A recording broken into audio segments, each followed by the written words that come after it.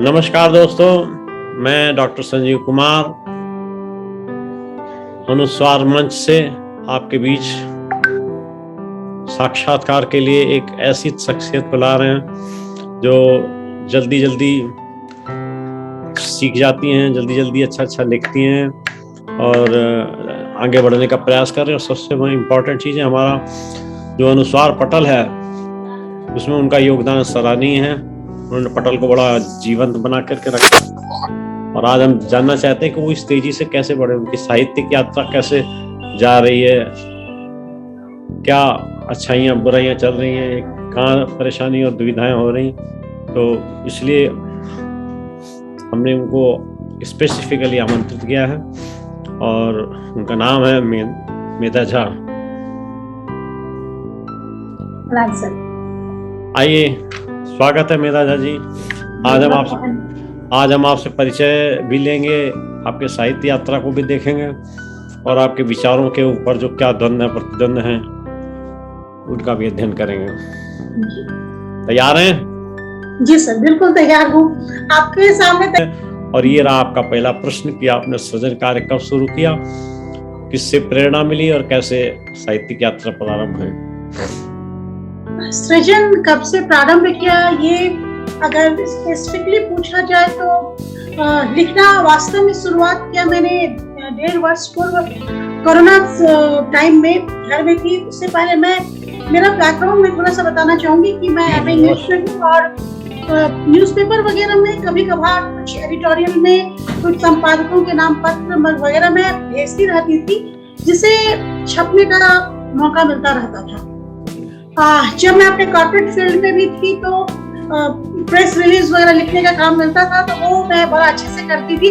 तो मुझे पता था कि मैं जो लिख के भेजती हूँ अच्छे न्यूज़पेपर वाले भी उसको बिना काट छाट के छाप देते हैं, तो मुझे पता था कि ठीक ठाक लिखती हूँ, ये विश्वास था। कौन से कॉर्पोरेट ग्रुप में थी आप? सर, मैं महिंद्रा के साथ थी, मैं रामोजी फिल्म्स की हैदराबाद में थी और फिर महिंद्रा की वजह से मुझे देश के विभिन्न भागों में रहने का मौका मिला है। उत्तराखंड में थी मैं, राजस्थान में थी मैं, फिर गोवा रिजॉर्ट में भी कुछ दिन रही हूँ मैं, कुर्ग में रही हूँ मैं, बैंगलोर भी। तो मैं पूरे जी तो इस महिंद्रा ग्रुप के साथ, उससे पहले हैदराबाद में रामोजी फिल्म सिटी में रिसर्च डिवीजन की हेड थी मैं। तो लिखने पढ़ने से मैं जुड़ी रही हूँ, लेकिन वो लिखना पढ़ना मेरे ऑर्गेनाइजेशन के लिए होता था, वो मेरे खुद का मतलब उसमें मेधा झा लिख के नहीं, वो उस कंपनी के लिए होता था जो कि मैं लिखती थी। फिर ऐसा है कि कलम की धार तो पैनी हो गई ना। जी हाँ। अरे वो आपके नाम से नहीं छपा तो क्या हुआ, कंपनी के नाम से छपा, लेकिन हाँ, आपकी जो धार थी, लिखने की जो कैपेसिटी थी, वो तो होती रही ना। तो इसलिए ये बड़ी खुशी की बात है कि अच्छा मौका मिला। कॉर्पोरेट कम्युनिकेशन में जाने वालों की भाषा जो होती है वो वास्तव में बड़ी प्रौढ़ भाषा होती है, सेंसिबल लैंग्वेज होती है। एक शब्द का वो ध्यान रखते हैं, कैसे लिखते हैं। तो आपने वहाँ अच्छा अनुभव प्राप्त किया होगा, ऐसा मेरा सोच है। दिल्ली में भी एक कंपनी है प्रकाश अम्यूजमेंट, उसके साथ भी उसके ऑपरेशन हेड के रूप में मैं रही थी काफी साल, 5-6 साल। उन्होंने भी कोटा का भी उनका प्रोजेक्ट कंप्लीट हैंडल किया था, तो स्पीच में भी, तो प्रेस मीडिया इन सब से मैं जुड़ी रही और सामान्य तौर पे अपनी कंपनी के लिए मैं खुद ही लिख के देती थी। तो ये नॉर्मल जुड़ाव रहा। लेकिन जब इस कम्प्लीटली अगर हम सृजन पे आते हैं तो पिछले साल 1.5 साल पहले कोरोना समय में जब घर में थी मैं, उससे पहले बच्ची के जन्म के बाद मैंने स्कूल ज्वाइन किया। मैं सीनियर क्लासेस को लिटरेचर ही पढ़ाती रही हूँ, तो उस बीच में मुझे थोड़ा समय मिलने लगा।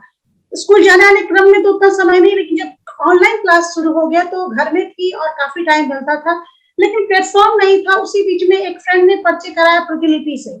प्रतिलिपि में मैंने लिखना प्रारंभ किया। मैंने देखा कि काफी लोग तारीफ कर रहे हैं, तो मन थोड़ा बढ़ना शुरू हुआ। उसी बीच फेसबुक पे भी कुछ लिख के डालने लगी, तो ललित सर से परिचय हुआ और उन्होंने ग्रुप में जोड़ा। फिर आपसे जुड़ी मैं, तो आप लोगों के कहने से ही मैंने अपना पहला किताब लिखने का श्रेय ललित सर और आपको ही जाता है। आप लोगों ने मौका दिया, उससे पहले दिमाग में नहीं आया था। प्रतिलिपि पे लिख रही थी, फिर मातृभारती पे लिखना शुरू किया था और इसमें बहुत अच्छी, अभी प्रतिलिपि पे मेरी रीडरशिप मुझे करीब 30,000 के करीब पहुंच चुकी है। 30,000 लोग मुझे पढ़ चुके हैं। तो उसमें मैंने पहला उपन्यास, लघु उपन्यास लिखा, तो मैं जाने किस जहां में खो गए। शॉर्ट लिखते चली गई मैं, और वो हर एक बार पब्लिश होता था और लोग पूछते थे कि अगला आगे क्या, आगे क्या। तो बस वो यूं ही शुरू किया था, वो शुरुआत हो गई। बट पुस्तक जब तक छपती नहीं है तब तक आप नहीं कहलाते हैं कि आप लेखक हैं। तो अगर छपने की बात की जाए तो इसका श्रेय पूरी तरह से इंडिया नेट बुक्स को जाता है, जिन्होंने मुझे मौका दिया। और इससे पहले जो 131 श्रेष्ठ व्यंग्यकार पुस्तक के लिए ललित सर ने ही मुझे कहा था कि आप एक व्यंग्य लिख के भेजिए। इससे पहले मैंने कभी व्यंग्य लिखा नहीं था, बस 3 घंटे में मैंने जो लिखा था भेजा और उन्होंने उसे छपने का मौका दिया। फिर दूसरी किताब जो कि सदी के 251 श्रेष्ठ व्यंग्यकार आया था, उसमें भी फोन आया था आपके यहाँ से, तो मैंने उसके लिए भी लिखा, तो उसको भी उसमें आने का मौका मिला। तो बस लगा कि काम कर रही हूँ। और फिर आप लोग से जुड़ने से, जो साहित्यिक समूह से जुड़ने का मौका मिला, पहले 21वीं सदी, फिर अनुस्वार, फिर बीच में समकालीन व्यंग्य, इस तीनों में जुड़ने की वजह से मुझे अच्छे लोगों से जुड़ने का मौका मिला, साहित्यिक लोगों से, और बड़े लोगों की तारीफ से मुझ में आत्मविश्वास जगा के नहीं लिख सकती हूँ। तो ये अच्छी भाषा लिखती हैं आप। जी, बहुत आभार। टारगेट बना लीजिए कि शाम को सोने के पहले जरूर लिखेंगे। मैं लिखूंगी जी, जरूर लिखूंगी। और शुरुआत की बात है, जहां तक सर मैं पढ़ती बहुत पहले से रही हूँ, क्योंकि घर में थोड़ा मेरा साहित्यिक माहौल ही रहा है। नाना के यहाँ बचपन में थी मैं, पांचवी कक्षा तक, तो नाना के यहाँ, नाना प्रिंसिपल थे सहरसा कॉलेज के, से जगदीश्वर झा, उनके यहाँ किताबें भरी रहती थी। मैं घर की पहली बच्ची थी, तो काफी किताबें रहती थी, और बच्चे नहीं थे तो मैं किताबें ही पढ़ती थी। फिर उसके बाद पटना आई, मेरे पापा भी बहुत पढ़ते हैं, पापा मम्मी दोनों को पढ़ने का बहुत शौक है, तो किताबें हमारे यहाँ अमृतलाल नागर से लेकर यशपाल और मैथिली चंद्रगुप्त, इन सब की किताबें हर एक महीने आती थी। एक वृद्ध आते थे हमारे यहाँ, विनोबा भावे से जुड़े हुए थे, वो हर एक महीने आके 7-8 पुस्तकें दे जाते थे, और पापा हर एक महीने उनसे लेते ही लेते थे। तो वो आते ही जितने दिन 7-8 पुस्तकों को पढ़ने मुझे 8-9 दिन से ज्यादा नहीं लगता था, तो मैं रात में भी जग के कॉलेज स्कूल के बाद उसको पढ़ जाती थी। तो बस पढ़ने की शुरुआत ऐसे हुई।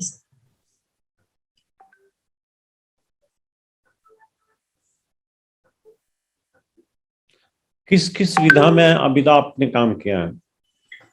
सर अब तो मुझे लगता है कि लगभग सब विधा में मौका मिल गया, मुझे मौका मिलता है और मैं करती कि व्यंग्य मैंने कभी सोचा नहीं था कि मैं लिख सकती हूँ, लेकिन आप लोगों ने प्रेरित किया तो लिख लिया, व्यंग्य को लिख ही दिया। स्वाभाविक रूप से मुझे कहानियों में रुचि है, कहानी और आलेखों में रुचि है, तो शुरुआत मैंने लघु उपन्यासिका से जो किया था, तो कहानी से शुरुआत हुई, वही थोड़ा बड़ा हुआ तो वो लघु उपन्यास के रूप में आ गया। फिर उसके बाद व्यंग्य ऐसे ही आप लोग की करने की वजह से मैंने लिखा। फिर एक बीच में कुछ कविताओं को ऐसे ही लिखा था जिसको मैं कविता समझती नहीं थी। कविताएं मुझे बहुत प्रिय हैं, लेकिन मुझे नहीं लगा था कि मैं कविता लिख सकती हूँ। पहली बार मैंने समकालीन में डाला था कविता, और उसमें काफी तारीफ मिली। और सबसे बड़ी चीज जो कि आपका फोन आया था, आप उस वक्त अमेरिका में थे, और आपने स्पेशली फोन करके मुझे बताया कि ये ठीक कर लो और तुमने अच्छा लिखा है। तो मैं वास्तव में मैं हतप्रभ थी कि आप जो कि इतनी, आपके काव्य से मैं बहुत प्रभावित हूँ, बहुत सुंदर लिखते हैं सर आपका। मैं मतलब एक व्यक्ति जिसके लेखन की मैं मतलब इतनी बड़ी प्रशंसिका हूँ, वो मुझे फोन करके कह रहा, उससे पहले तक मैं मानती ही नहीं थी कि मुझे कविता लिखने आता है। लेकिन जब आपने फोन करके कहा कि आपकी कविता में ये इसमें ये है, कुछ कुछ ये शब्द को आप ठीक कर लें, तो मुझे लगा कि यानी इसने अगर आपका ध्यान आकृष्ट किया तो उसमें कुछ है, तो मैं लिख सकती हूँ। तो फिर मैंने कविता लिखने की शुरुआत की। तो बस लघु कथा भी कुछ कुछ जगहों प्लेटफॉर्म पे था कि कुछ शब्द सीमा दी गई थी और कहा गया था कि आप लघु कथा लिख के भेजिए, तो मैंने लिख के भेज दिया, तारीफ हुई। तो मुझे लगता है लघु कथा, आलेख, व्यंग, कविता, कहानी सब थोड़ा थोड़ा सब लिख लिया है।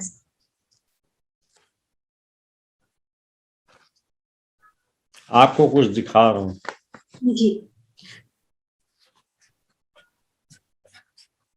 नीचे देख रही हैं आप? जी, आशा शुक्ला। नहीं, ये नीचे नहीं दिख रहा है सर, सब जल बीच मीन प्यासी, प्रतिलिपि द्वारा प्रायोजित। अच्छा, वाह, हाँ मैंने देखा, इंडिया नेट बुक्स प्रतिलिपि से जुड़ा हुआ है, मैंने देखा था कुछ दिनों पहले आप लोग ने टाइप किया। जी, प्रतिलिपि जो प्रिंट मीडिया वाली किताबें होती हैं वो हम लोगों को ही दे देती हैं। अच्छा, वाह। प्रतिलिपि में मेरी एक उपन्यास है, छोटा सा उपन्यास है मेरा, जो काफी प्रशंसित हो रहा है। भेज दीजिए उसको। जी, उसको छुपाया नहीं है मैंने अभी तक। प्रतिलिपि लिख दीजिए, नहीं प्रतिलिपि लिख दीजिए कि हमारा उपन्यास फला जगह भेज दीजिए छपने। ठीक है, मैं उनको लिख आज ही लिख भेज दूंगी। जी, तो ये जो विधाओं में काम था आपने सबने किया, अल्टीमेटली आपको क्या समझ में आया कि कविता अच्छी है, व्यंग अच्छा है, कहानी अच्छी है, आलेख अच्छे हैं, क्या चीज आपको सबसे ज्यादा रुचिकर लगी? मुझे अभी तक, अगर मैं अपनी बात करूं तो मुझे पढ़ने में हमेशा कहानी और कविता ज्यादा पसंद है, और आलेख कुछ कुछ जो कि स्त्री विमर्श से या कुछ ऐसे टॉपिक जो कि मुझे असमानता से जुड़ी हुई चीजें हैं, जो कि मुझे उद्दोलित करते हैं, तो उस तरह से विषयों से संबंधित आलेख पढ़ना मुझे पसंद है, कविता पढ़ना पसंद है। कविता तो मुझे सब तरह का पढ़ना पसंद है, कविताओं के प्रति मेरी रुचि बहुत बचपन से रही है, कविताएं याद नहीं है मुझे बहुत सारी, और कहानियां मुझे हमेशा पढ़नी अच्छी लगती है। व्यंग, कुछ ही व्यंग मुझे बहुत आकृष्ट करते हैं, जिसमें सच में पैनी धार होती है, नहीं तो मुझे नहीं पता, हो सकता है मेरा वो स्तर नहीं हो, लेकिन सामान्य तौर पर मुझे सबका व्यंग पढ़ना अच्छा नहीं लगता। तो फिर हो जाए एक बढ़िया सी कविता मीना झा की तरफ से हमारे श्रोताओं के लिए। सर, मैं अपनी लिखी कविता सुनाऊंगी आपको कि जो अच्छी लगती हो स्वयं एक कविता। फिर मैं जयशंकर प्रसाद की कविता ही सुनाऊंगी सर, मुझे उनकी कविताएं बहुत पसंद है, और मैंने देखा है जब मैं आपकी अभिसारिका को पढ़ रही थी तो वो मुझे बहुत छायावाद से प्रेरित लग रहा था, और पढ़ते वक्त मैं उतना ही आनंद का अनुभव कर रही थी। तो मैं सुनाती हूँ आपको, जो कि मेरी बहुत प्रिय कविता है, हिमाद्री तुंग श्रृंग से सुनाती हूँ मैं सर।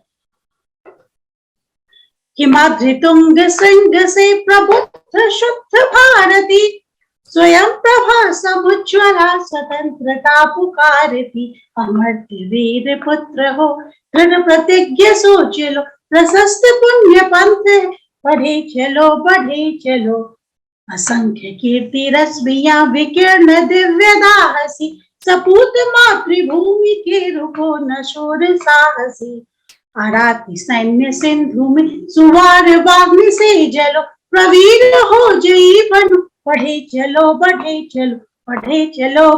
चलो। वाह वाह वाह, बहुत सुंदर। ये कविता मुझे क्लास 3 से याद है, पापा हमेशा सुनाते रहे हैं तो याद था। स्कूल में भी मैंने प्रभात फेरी में गाया था जब मैं क्लास 3 में थी, मैं और मेरी छोटी बहन। अब एक एक अपनी छोटी सी कविता सुनाइए, जो भी किताब अपना आगे पीछे रखा हो। जी, हमने कहा जो भी किताब या कॉपी आगे पीछे आजू बाजू में रखी हो उसी में से सुना दीजिए कोई। अपनी कविता, आश्चर्यजनक बात है कि अपनी कविता याद नहीं है मुझे, लेकिन कोई बात नहीं, मैं देख के बता मुझे भी दूंगी। याद नहीं होती, आप देख के पढ़ दीजिए। जी, मैं कोशिश करती हूँ कि अपनी जो भी कविता मेरे समक्ष है मैं आपको सुना दूं। जी जी जी,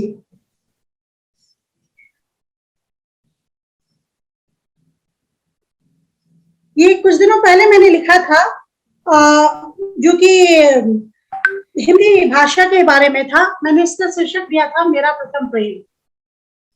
जी, वही मैं सुनाती हूँ। हाँ। उस समय में जब प्यार शब्द नहीं आया था शब्दकोश में मेरे, रक्त संबंधी के बाद प्रथम प्रेम तुम ही तो हो मेरी हिंदी। तुम्हारे शब्दों ने गढ़ा जादुई दुनिया मेरे इर्द गिर्द, सैर करवाते रहे तुम देश विदेश की मुझे। कितने किस्से सुने मैंने तुमसे संस्कृति सभ्यता के बारे में, और फिरती रही निरंतर वोल्गा से गंगा तक।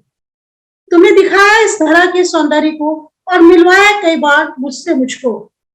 सारे प्रेमी सारे दोस्त जब साथ रहे थे छोड़, एक सच्चे आशिक की तरह उस समय भी थामा तुमने मेरा हाथ, जब छूट रहा था अपनों का साथ। आज फिर मैं हूँ, तुम हो, और है तिलस्मी दुनिया हमारी।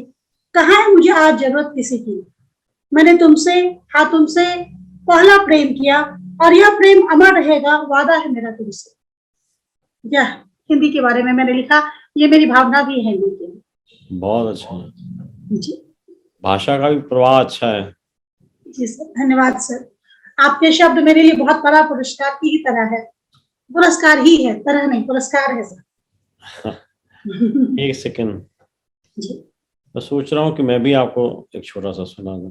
हाँ बिल्कुल सर, ये मुझे बहुत, मेरा सौभाग्य है आपको सामने से। आपने झंडा और झंडे पर तिरंगे पर मेरी कोई कविता सुनी?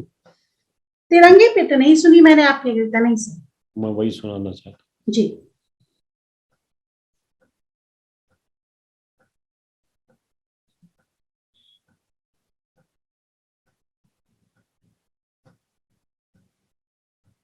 गंगे को नमन। वाह, बहुत सुंदर, सुनाए। अक्षुण्ण अजर अक्षर प्रतीक, अक्षुण्ण अजर अक्षर प्रतीक, वो राष्ट्र गर्व नभ में उन्नत, गणतंत्र राष्ट्र का भाल तिलक, ये सार्वभौमता का आगत, संग्राम और बलिदानों की भू पर उगता जो सूर्य प्रखर, ये शत्रु हृदय का स्तंभन कर, नभ में लहराता फहर फहर। वाह, ये तीन रंगों का प्यारा ध्वज, केसरिया हरित श्वेत संगक, भू सत्य त्याग का मूर्त रूप, भारत संस्कृति का संवाहक, ये चक्र चिन्ह से शुभ सज्जित, गतिशील देश का सौम्य सृजक, ऐतिहासिक शिलालेख उद्धृत, ये कला प्रवणता का द्योतक, 24 तीलियां चक्र निहित 24 पल, गतिशील देश, प्रतिपल परिवर्तन से विकसित उन्नत भारत का नवल वेश, संदेश एकता का देता विविधता पूर्ण भारत भू पर, सब धर्मों और जातियों को देता समानता का अवसर, है संविधान का वाहक ध्वज, वसुधैव कुटुंब का संरक्षण, ये पंचशील के तत्वों का उद्बोध कराता है क्षण क्षण, ये हीर जयंती लाई पर्व, हम राष्ट्र ध्वज को नमन करें और राष्ट्रगान का नादस्वर से मान सहित संगायन करें, हम शपथ धरें सम्मान तिरंगे का कभी घटने देंगे, हम शपथ धरें भारत का शीश कदापि नहीं झुकने देंगे। वाह, बहुत बहुत सुंदर, बहुत सुंदर कविता, हर एक चीजों को आपने समाहित कर दिया है इसमें, बहुत सुंदर सर। और कितने सारे शब्द, कितने दिनों बाद मैंने संवाहक, शून्य, ये सब शब्द आजकल लोग कम प्रयोग कर रहे हैं, और आपकी कविताओं में मुझे वही चीज ज्यादा आकृष्ट करता है, और मैं खुद कोशिश करती हूँ कि वो शब्द जो कि बहुत सुंदरतम शब्द हैं अपनी भाषा के, उसका मैं भी प्रयोग कर सकूं। बहुत सुंदर, बहुत अच्छा लगा इसे सुन के, और भाव भी उतने ही सुंदर, बहुत सुंदर सर। तो ये कंक्लूड किया जा सकता है कि कविता के साथ भी आपका जुड़ाव बराबर है, उतना ही है जितना व्यंग्य के साथ। जी, ठीक है ना जी। अभी करीब मेरे पास मुझे लगता है 100 के करीब कविताएं मैं लिख चुकी हूँ, पता नहीं इसी बीच में लिखा है। और आपको आश्चर्य होगा, जिस दिन आपने फोन किया था उस वक्त तक मैंने वही 5 कविताएं लिखी थी जो कि मैंने उस ग्रुप में पोस्ट किया था। उसके बाद ही लगभग हर एक दिन मैंने कविता लिखी, और बस लिख लिया, हो गया करीब 100 के करीब। एक्चुअली यही तरीका है कि जब मौका मिले जितनी याद है उतनी लिख ली, बाकी पूरा हो जाएगा बाद में। जी। तो अगला प्रश्न ये है कि कविता और कहानी में आप चुनाव कैसे करते हैं जब मन होता है लिखने का? सर मैं नहीं चुनाव करती हूँ, ये खुद चुनाव करते हैं मुझसे, कुछ चुनाव करवाते हैं मुझसे। कविता मैं कभी भी नहीं लिख पाती हूँ, मतलब कितनी बार इस वीक में कुछ दिनों से मैं कुछ नहीं लिख पा रही हूँ, मुझे नहीं मालूम। मेरे पास एक किताब है, और इस बीच में आपने भी कुछ टास्क दिया था, ललित सर की तरफ से भी कुछ एक काम मिला था, तो उस वक्त मैं बहुत पूरे मूड में थी। आपने कहा था कि किसी जो नया आने वाला संग्रह है किसी के लिए, जिसके लिए आलेख आपने दिया था, तो उसके लिए मैंने अच्छा खासा 10 दिन तक मैं ऐसे पढ़ रही थी, मेरे घर में सब कह रहे थे कि लग रहा है तुम्हारी परीक्षा है, तो मैंने उसके लिए पढ़ रही थी शायद। जी सर, कोणार्क पढ़ा था। कौन सी किताब पढ़ी? आपकी किताब कोणार्क में भी मुझे उतना ही मजा आया था, और अभिसारिका में मुझे बहुत मजा आया था। अभिसारिका के बारे में आपने मुझे लिखने को दिया था, मैंने आपकी 3 किताबों को बहुत अच्छे से पढ़ा है, कोणार्क, अभिसारिका और क्षितिज। हाँ तो वो 3, क्षितिज पहले पढ़ा था, क्षितिज पूरा नाम में गलत, हमारा टर्न है। हाँ वो मैंने सबसे पहले पढ़ा था, उसको पढ़े काफी दिन हो गया। कोणार्क मैंने अच्छे से पढ़ा, अभिसारिका को ढूंढ के पढ़ा मैंने, बहुत ज्यादा मुझे मजा आया, और मैंने उसको बहुत मैंने मजा किया उसमें, मुझे मजा आ रहा था। उसको पढ़ते वक्त मैं काम नहीं कर रही थी, उसको मजे ले रही थी मैं उसके। लेकिन अभी जो आपने अभी आलेख की बात की, आपने एक और टास्क दिया था कि किसी अपने पसंद के व्यंग्यकार या लेखक पे निबंध लिखने के लिए, तो मैंने उसमें हरिमोहन झा जी को चुना था, जिनका व्यंग्य सच में इतना मजेदार है। मैंने कहा व्यंग्य पढ़ने मेरी रुचि नहीं है, बट उनका व्यंग्य इतना सुंदर होता है कि जो पढ़ेगा वो रुक नहीं सकता है, इतना अच्छा है। तो मुझे लगा लोगों को जानना चाहिए। और वो MA हिंदी में, इंग्लिश में रहे थे, लेकिन उन्होंने मैथिली में लिखा है, जिसका कि हिंदी में बाद में सॉरी। तो उसके लिए मैंने करीब 10 दिन बहुत अच्छे से पढ़ के मैंने बहुत अच्छा लिखा है, आप पढ़िएगा, आपको जरूर पसंद आएगा, मैंने आपको भेज दिया है। तो आपने कहा कैसे मैं चुनाव करती हूँ, कविता तत्क्षण आता है। मैं बैठी रहती हूँ कितनी बार, मतलब घर में मेरी बहन मेरे साथ बगल में ही रहती है, तो वो कितनी बार मजाक उड़ाती है कि अचानक से वो बात कर रही होती है और मैं सोच रही होती, तो वो ये मेरी बात नहीं सुन रही है, ये कुछ लिख रही है। तो मैं तत्क्षण ही कविता लिखती हूँ, कभी रात में सोते वक्त में, कभी बैठ के बात करते वक्त में, कोई विषय आता है दिमाग में मैं लिख लेती हूँ। पर कहानियों के लिए मेरे पास भूमिका, वो टॉपिक जो है निरंतर दिमाग में चलता रहता है। और नॉर्मली कहानियां मैं रात में जब सब सो जाते हैं तब मुझे 3 से 4 घंटा एक कहानी लिखने में लगता है, और मैं एक प्रवाह में ही लिखती हूँ। तो कहानियां लिखने के, और उसके बाद मैं बहुत थका हुआ महसूस करती हूँ, तो कहानियां लिखने में मुझे श्रम लगता है। कविता खुद लिखा जाता है। कविता लिखते वक्त मैं ज्यादा सोचती नहीं हूँ, हाँ उसको मैं ठीक जरूर करती हूँ, मूल चीजों को मैं लिख लेती हूँ और फिर उसको मैं देखती हूँ कि हाँ बार बार पढ़ के कौन से शब्द बदले जा सकते हैं, कुछ तुकांत किया जा सकता है कि नहीं, ये मैं उस पर वर्क करती हूँ फिर बाद में।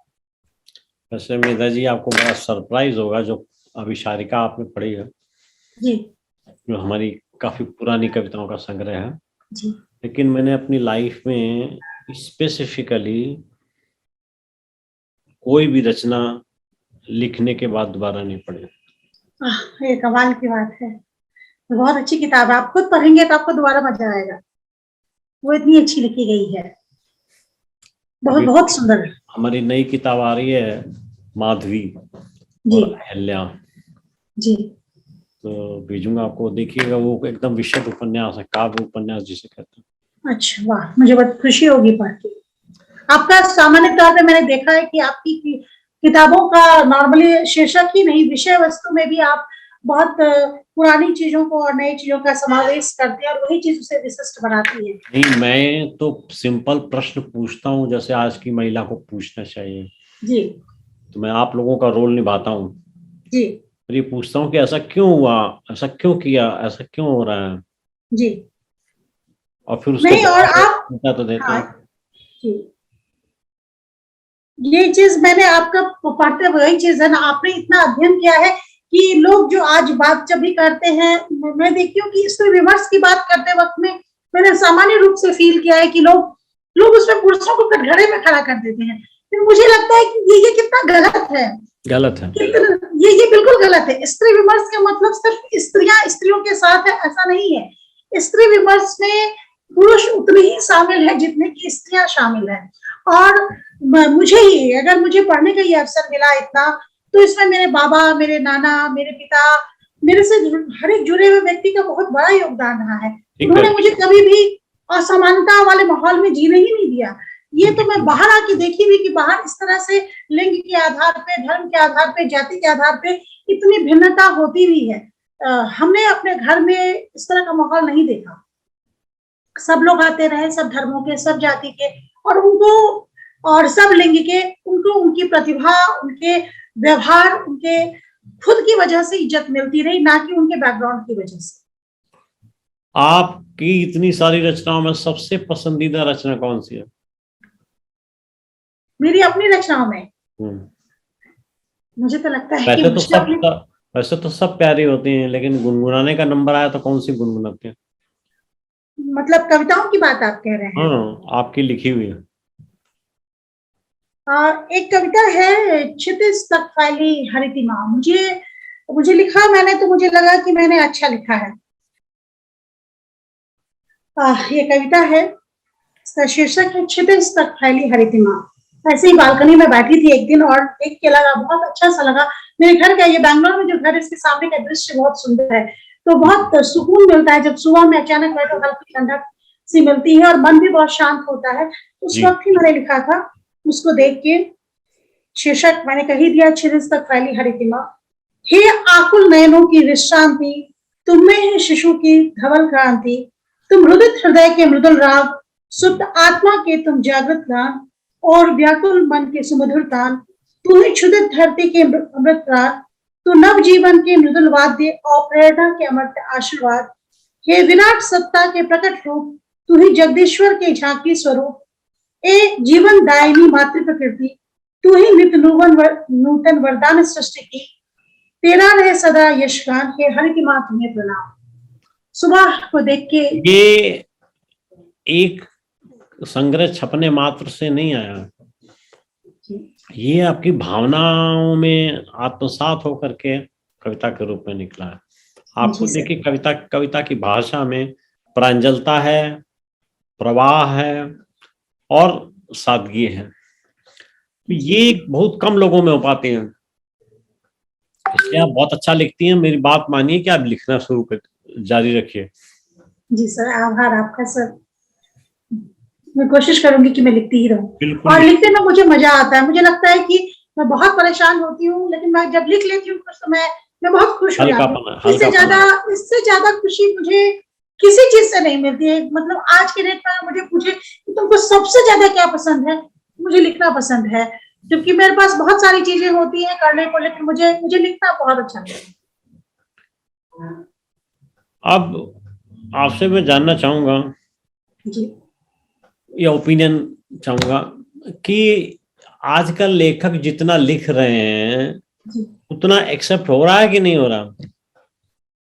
सर अभी हो क्या रहा है, मुझे लग रहा है अच्छी रचनाएं भी आजकल बहुत ज्यादा लिखा जा रहा है और सब लिख रहे हैं।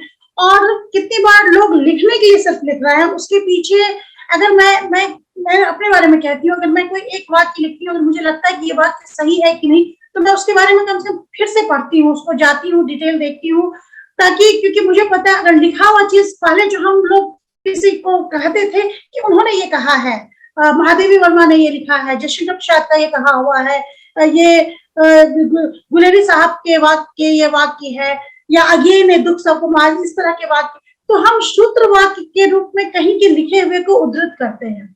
इसका मतलब है कि हम लिखने पे विश्वास करते हैं कि जिसने लिखा है उसके पास इतनी क्षमता है कि वो जो लिख रहा है वो जानता है वो सत्य और सही है। बट आज जितना ज्यादा लिखा जा रहा है, और मुझे नहीं लगता है कि उसपे इतना मेहनत करके लिखा गया है, तो उस चीजों में दम नहीं होता है। आप कोई काम बहुत मेहनत करके करते हैं वो दिखने लगता है, लेकिन जब बिना ऐसे ही हल्का एक ही व्यक्ति अगर 4 चीज लिखेगा तो हो सकता है कुछ चीजें उसकी बहुत अच्छी हो, कुछ चीज वैसे ही लिख दिया, उसमें उतनी जान नहीं होती है। तो यहाँ पे तो हालत ये है कि आजकल सब लिख रहा है, बहुत सारे लोग लिख रहे हैं, बहुत सारी चीजों में जान नहीं होती है। लेकिन जो लोग अच्छा लिखते हैं वो नए भी हो सकते हैं, वो पुराने भी हो सकते हैं, उसमें जान होती है, और उस जान के पीछे उनकी वर्षों की साधना होती है। तो इस चीज से नकारा नहीं जा सकता है कि सब लिखा हुआ बहुत अच्छा हो, यह आवश्यक नहीं है।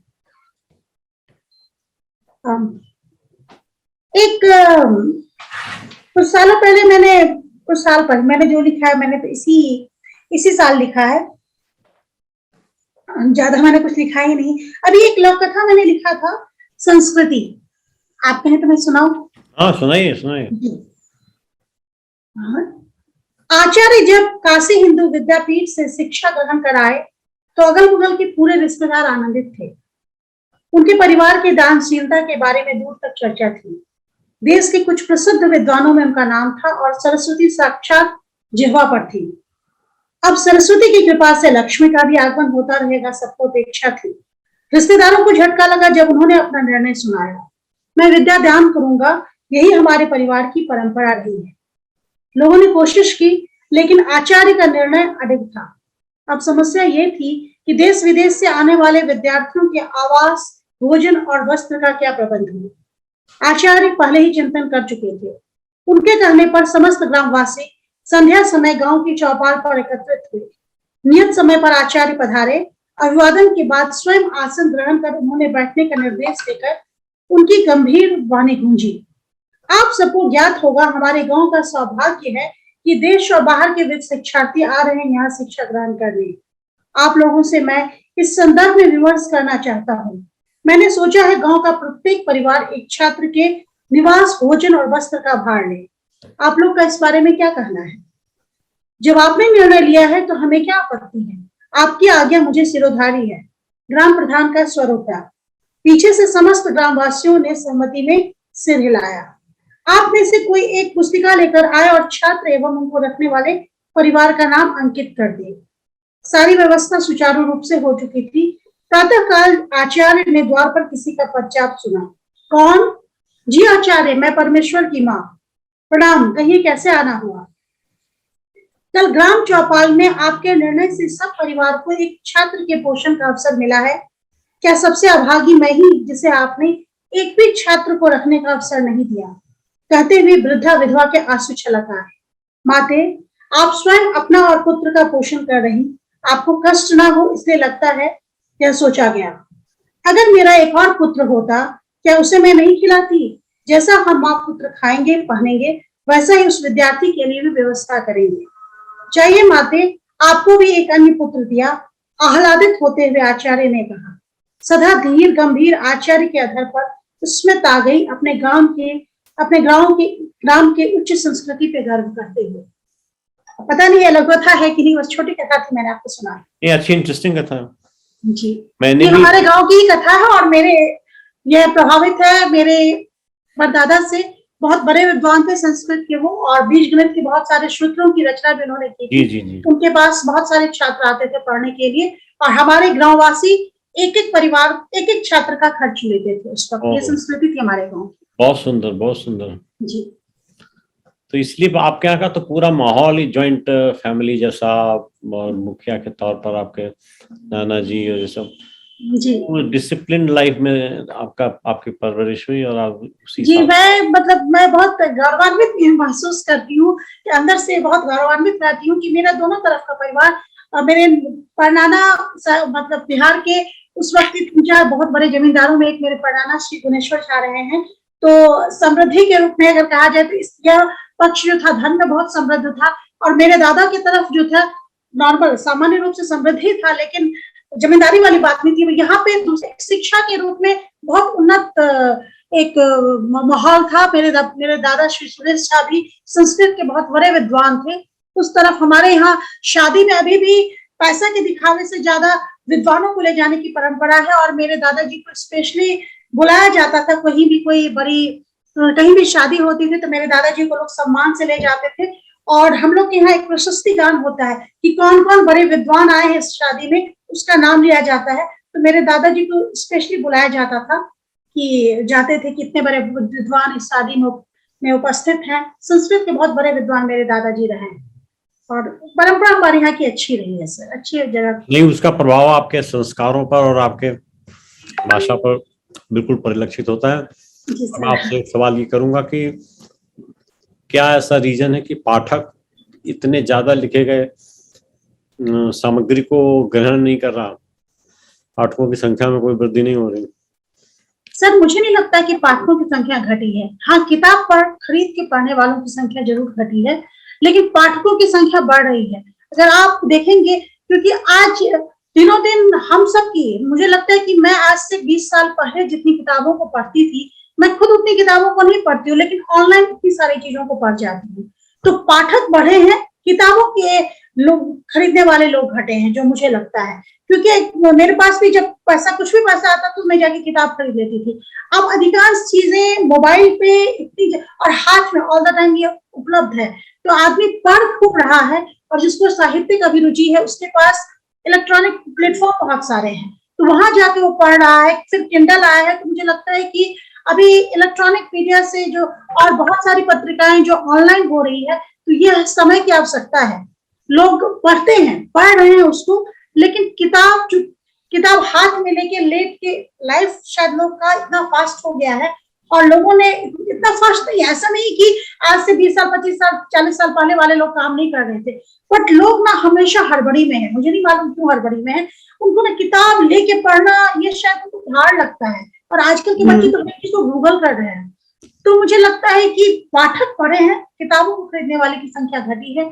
तो फिर अब ये तो नहीं, अब एक तरफ तो हम ये सोच सकते हैं कि कैसे बढ़ाया जाए, तो उस तरफ मेरा मानना ये है कि किताबों की संस्कृति अच्छी संस्कृति है, जिसको किसी भी कीमत पे बचाना ही चाहिए, क्योंकि ये एक बहुत बड़ी संस्कृति का नहीं तो विलोपन हो जाएगा। और उसके लिए मैं तो खुद हर एक महीने कुछ ना कुछ किताब मंगवाती ही हूँ अपने बच्चों के लिए। मेरी एक बिटिया है, मेरी बहन का एक बेटा है, इन दोनों बच्चों के लिए मैं किताबें खरीदती ही हूँ, ताकि किताब पढ़ने की, और रात में उनको कहानियां सुनाते हैं। ये देखिए मेरी किताब।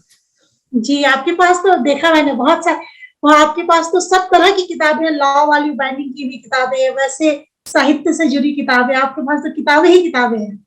हमारे नाना की भी ऐसी किताब है, पापा के और पास ये भी तो पढ़ा देख है। रही है ना आप, खुली हुई खिड़की के ऊपर, जी जी, ऊपर दिख रहा है, बिल्कुल दिख रहा है मुझे। सब मेरी लिखी हुई है। वाह, हाँ, आप तो 100 से भी किताब लिख चुके हैं, मैंने देखा। आपने भी लिखा है ना? 35 के करीब तो विधि से संबंधित है, फिर 36 इतना। वाह, नीचे से बहुत। ऊपर तक सब मैंने। ये तो ये मेरा सौभाग्य है कि मैं आपसे बात करने का मुझे अवसर मिल रहा है। नहीं नहीं, ऐसा कुछ नहीं। नहीं, ये बहुत बड़ी बात है सर, आपने मुझे समय दिया है वो भी। लोगों को ईगो होता है किस बात का?